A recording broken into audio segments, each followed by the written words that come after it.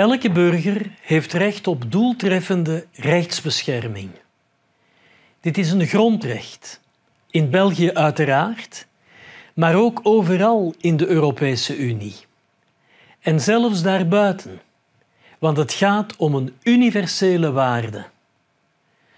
Zorgen voor een doeltreffende rechtsbescherming is in de eerste plaats de taak van magistraten en advocaten, die in dit verband een sleutelrol vervullen.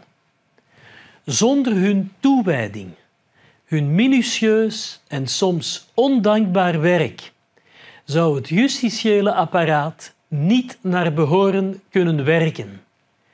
Zou het vertrouwen in justitie verdwijnen en zou er geen rechtsstaat meer zijn. En uiteindelijk zou het vreedzaam samenleven in onze democratische en pluralistische maatschappij worden bedreigd.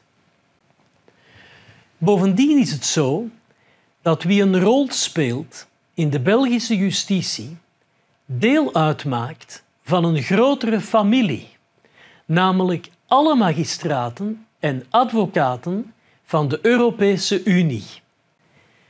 Enerzijds moeten zij zorgen voor een kwaliteitsvolle rechtsbedeling, namelijk, uiteraard, het nemen van rechtvaardige beslissingen. Maar niet alleen dat.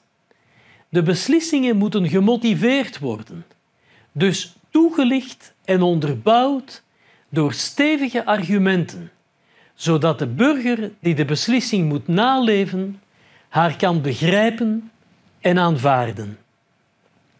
Anderzijds moet recht worden gesproken binnen een redelijke termijn. Zoals zeer terecht tot uitdrukking komt in het gezegde: justice delayed is justice denied. Op de naleving van deze twee vereisten berust het vertrouwen van de burger in de Belgische justitie.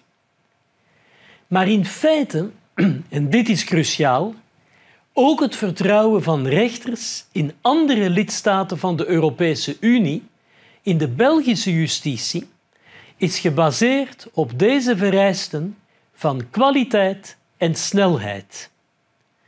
En dat wederzijds vertrouwen tussen rechters in de verschillende lidstaten onderling is absoluut essentieel, omdat het een conditio sine qua non is voor de onderlinge erkenning van gerechtelijke beslissingen die elders in Europa zijn genomen. Het is dus ongetwijfeld zo dat de Belgische justitie bij uitstek Europees is. Haar beschermen is ook het Europese project beschermen. Bonjour, je m'appelle Anne-Sophie Favard, je suis juge à la Cour d'appel de Bruxelles. On nous appelle des conseillers. Quand je suis arrivée à la Cour, il y a presque 10 ans, il y avait déjà des dizaines d'années qu'on manquait de juges pour traiter tous les dossiers. Eh bien, c'est toujours le cas. Il faut savoir que quand un dossier est soumis à un juge, la loi prévoit qu'il a 1 mois pour rendre sa décision. C'est ce que nous faisons. Mais comme on manque de juges pour traiter tous les dossiers et de greffiers pour siéger avec nous, il y a des listes d'attente. Les gens doivent attendre des années avant de voir leur dossier traité. Dans les matières dans lesquelles je siège, en droit de la construction, il y a presque une attente de 4 ans pour pouvoir exposer son dossier à un juge d'appel. En fait, il y a plus de 11 000 dossiers en attente à la Cour en matière civile. En matière pénale, la situation n'est pas meilleure. Il y a près de 3 000 dossiers en attente et les audiences sont overbookées jusqu'en 2023. En matière familiale, la situation est particulièrement difficile. Tout est urgent, des familles, des enfants attendent. Mais nous exerçons un très beau métier, et j'y crois toujours. Nous développons de nouvelles pistes, comme la conciliation, et je reste optimiste.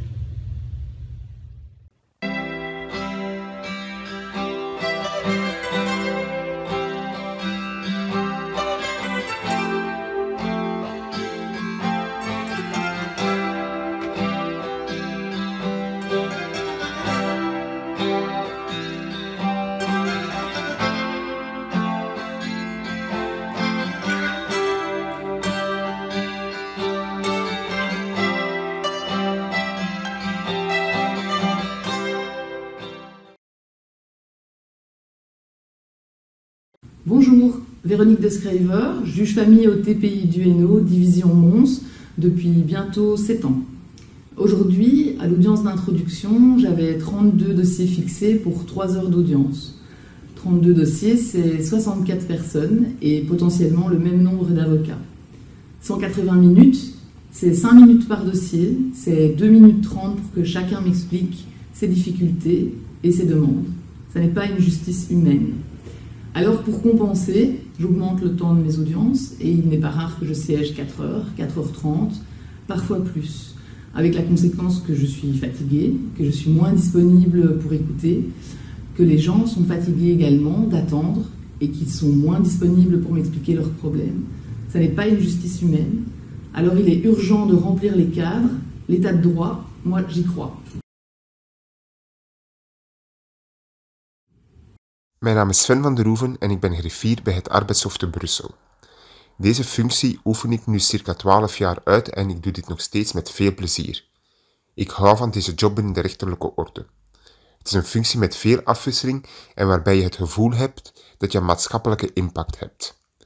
Immers, je werkt mee aan een proces dat als einddoel heeft het vastleggen van rechten en plichten binnen een maatschappelijke context. Het spreekt voor zich dat de kwaliteit van de dienstverlening daarbij essentieel is. Om dat te kunnen realiseren heb je niet enkel magistraten nodig, maar ook gemotiveerde en gedreven griffiers. Dit is jammer genoeg een pijnpunt aan het worden. Hiermee bedoel ik niet dat de griffiers die nu in dienst zijn niet gemotiveerd of gedreven zouden zijn. Hiermee bedoel ik wel dat het statuut, de toetredingsvoorwaarden en de bevoegdheden zodanig uitgehold worden dat dit een rechtstreekse impact heeft op het niveau en de kwaliteit van de dienstverlening van de griffier en de magistraat. Zonder goede griffiers kunnen de magistraten niet op hoog niveau werken. En dan functioneert de rechtsstaat ook niet, en dat is niet eenmaal de essentie, want ik geloof in de rechtsstaat. Bonjour, je m'appelle Damien Verwarun et je suis substitut au parquet de Charleroi depuis 7 ans maintenant. Nous manquons cruellement de moyens dans la justice depuis plusieurs années et nous dénonçons cela. Pas plus tard que la semaine dernière, à l'audience détenue, la 10e chambre où je siège habituellement, l'audience n'a pu commencer qu'avec 1h45 de retard. Pourquoi? Parce que les services de la DAB qui s'occupent du transfert de détenus n'avaient plus de véhicules pour pouvoir nous amener les prisonniers. Les 2 pauvres véhicules dont ils bénéficient étaient en panne et en réparation à Bruxelles. Depuis, on leur a prêté un grand véhicule qui malheureusement ne rentre pas dans la cour du palais, en manière telle qu'aujourd'hui, on doit faire sortir les détenus sur le trottoir, même le trottoir devant le palais, ce qui pose de gros problèmes de sécurité. Pauvre justice, moi les moyens qu'on réclame aujourd'hui, c'est pour ne plus avoir à travailler dans des conditions aussi regrettables que celles que l'on connaît. Moi l'état de droit, j'y crois. In een rechtsstaat moet de burger een conflict kunnen voorleggen ter oplossing aan een onafhankelijke rechter. In een rechtsstaat moet de consument zich ook beschermd weten door de rechtbank tegen de onderneming. Dit is in de praktijk niet het geval wanneer de consument die voor de rechter geroepen wordt zijn schuld meteen verhoogd ziet met minstens €250 gerechtskosten. Dit zijn echter geen kosten van het gerecht, noch kosten die het gerecht ten goede komen. Het zijn de kosten van de deurwaarder voor de dagvaarding en de forfaitaire vergoeding voor de tussenkomst van de advocaat. Wil men de toegang tot de rechter in de praktijk tot werkelijkheid maken, dan dienen deze kosten herleid. Het is aan de politiek om die voorwaarden te creëren. Ik geloof in de rechtsstaat.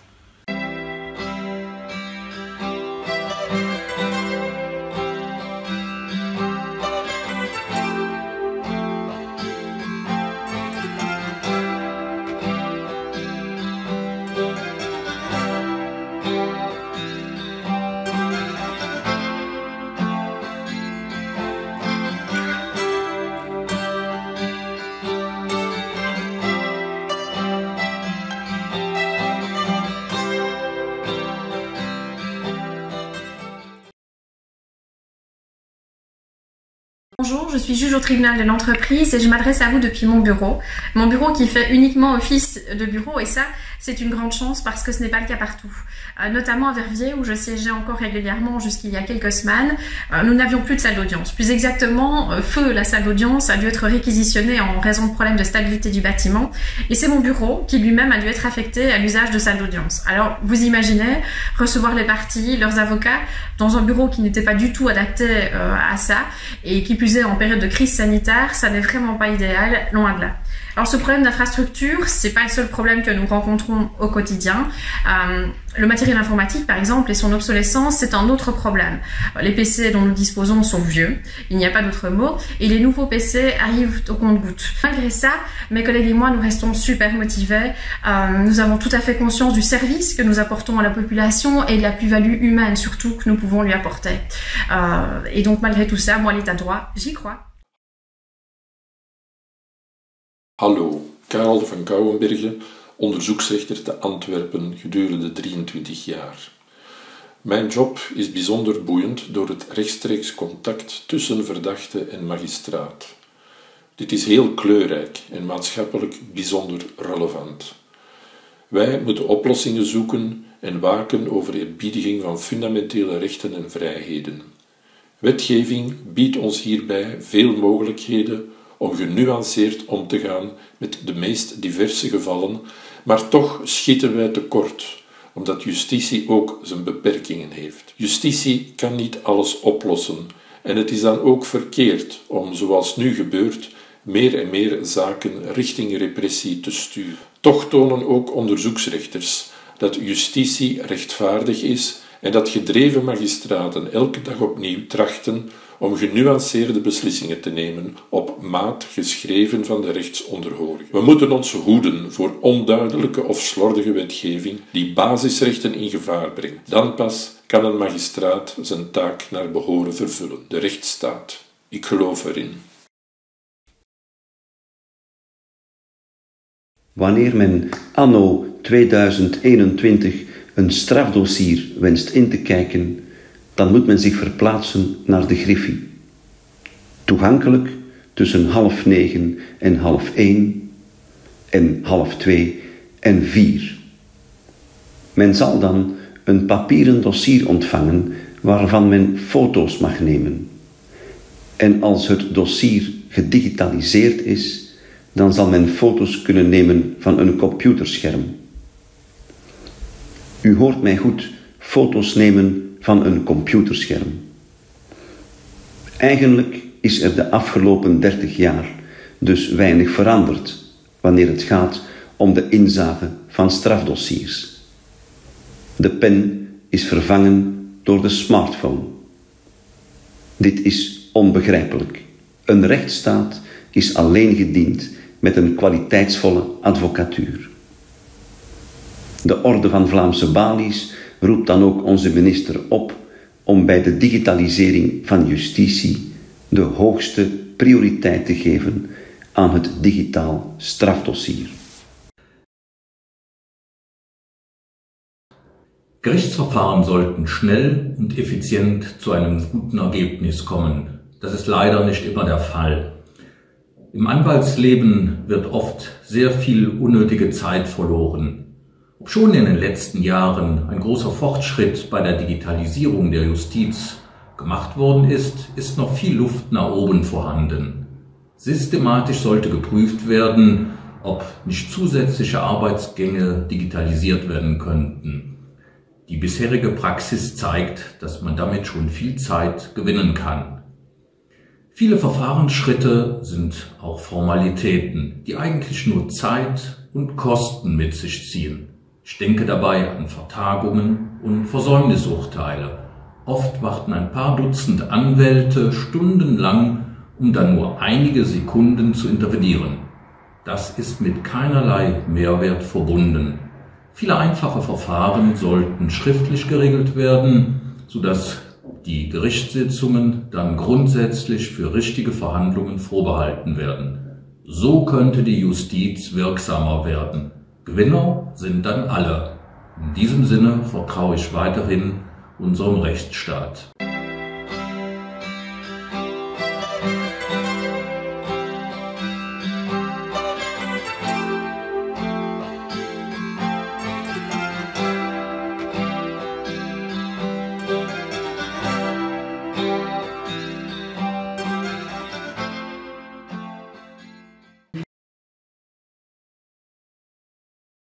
La justice est un service public à l'intérêt général, ce qui implique une série de choses. La continuité du service public, il faut donc qu'un service soit assuré régulièrement, sans retard, et je viendrai sur cette question du délai raisonnable, qui est vraiment un réel problème.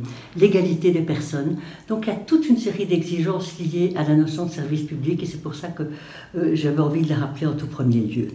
Et puis, j'ai envie de rappeler alors aussi un second point qui est essentiel. On en parle tout le temps, on en parle tellement que pour finir, on ne sait plus très bien ce que ça veut dire. Nous sommes dans un état de droit. Nous sommes dans un état de droit et ce n'est pas, contrairement à ce que certains soulignent, une argutie juridique. Non, non, ce n'est pas une argutie juridique, certainement pas. C'est vraiment pour moi l'étoile polaire du service de la justice. C'est vraiment l'étoile polaire du service de la justice. Et qu'est-ce que c'est l'état de droit? Et ça nous amènera alors évidemment immédiatement par rapport au juge, à la justice et au juge. Mais un état de droit, c'est à la fois un refus. Et le refus, c'est le refus de l'arbitraire et de l'abus de droit. Et c'est en même temps une exigence. Une exigence et une contrainte, il y a un impératif. Et cet impératif, c'est le respect du droit et des libertés, nos libertés, par tous les organismes de l'État, par toutes les autorités publiques. Et donc l'état de droit, qui est vraiment au cœur de la justice, c'est à la fois le droit au droit, je ne vais pas en parler maintenant, parce que je dirais ça concerne plus les questions législatives encore que, mais c'est aussi le droit au juge, et ici nous y sommes.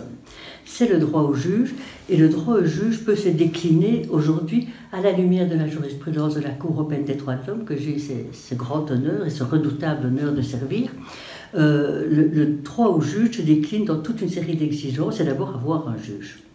Avoir un juge, ça c'est de plus en plus important, c'est un juge qui doit trancher les conflits. Les conflits qui touchent à nos libertés, qui touchent à des questions essentielles, c'est à un juge que ça doit revenir. Et tous les textes internationaux de protection des droits humains, qu'ils soient nationaux, notre constitution bien entendu, qu'ils soient européens, qu'ils soient internationaux, soulignent cet aspect. Avoir un juge, avoir droit à un juge, et aujourd'hui précisément avec toutes les questions liées au régime d'exception, il faut être très attentif à ça. C'est très attentif, seul un juge peut restreindre les droits des citoyens. Alors évidemment, ça pose aussi l'accès à un juge et le recours à un juge. Donc ça se décline dans toute une série d'exigences. Un deuxième élément, évidemment, droit à un juge, c'est un juge indépendant et impartial. Alors cette question de l'indépendance, je ne peux pas évidemment la développer ici. En un mot, qu'est-ce que c'est être indépendant? C'est être libre. Un juge doit être libre. Il doit être libre, doit être soumis à aucune autorité, quelle qu'elle soit. Ça, c'est vraiment une exigence cruciale et qui est une exigence, j'ai envie de dire, personnelle du juge. On a beau mettre toute une série de textes, c'est vraiment une exigence qui doit s'attacher à la déontologie du juge, à son éthique tout simplement. Un juge impartial, ça c'est évidemment tout à fait fondamental. Et être impartial pour un juge, c'est pas dire qu'on n'a pas d'opinion. Tout le monde a des opinions. Mais un juge doit prendre distance par rapport à ses opinions. C'est vraiment ça le point central. Donc, avoir un juge, l'accès à un juge indépendant et impartial. La qualité de la justice, c'est essentiel, c'est absolument essentiel. Moi, parfois, je suis préoccupée de voir qu'on parle de la justice en termes de gestion des stocks. C'est pas ça que les juges font. Les juges ne gèrent pas des stocks.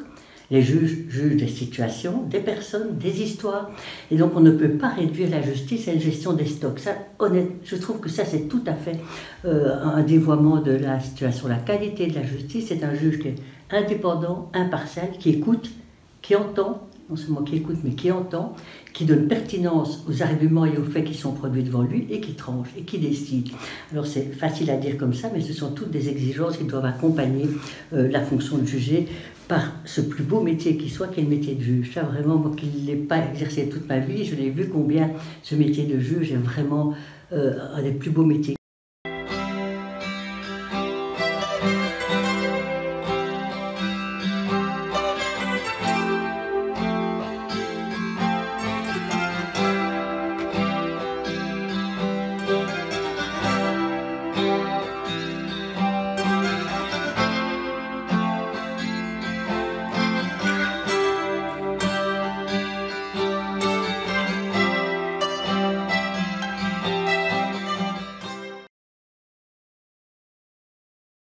Bonjour, Karine Thomas, juge au tribunal de première instance de Luxembourg, un arrondissement judiciaire de petite taille et excentré. Du coup, lorsque je veux participer à une formation à l'Institut de formation judiciaire à Bruxelles, je sais d'office que je dois y consacrer la journée, quelle que soit la durée de la formation, dont 5 heures au moins, perdues dans les transports en commun. Ça fait des années qu'on demande la décentralisation de certaines formations, mais en vain. Et cette formation, elle est pourtant essentielle dans un arrondissement judiciaire comme le nôtre, où le nombre peu élevé de magistrats nous contraint à exercer dans des secteurs divers et à nous former parfois très rapidement dans une matière qu'on ne pratiquait pas jusque-là.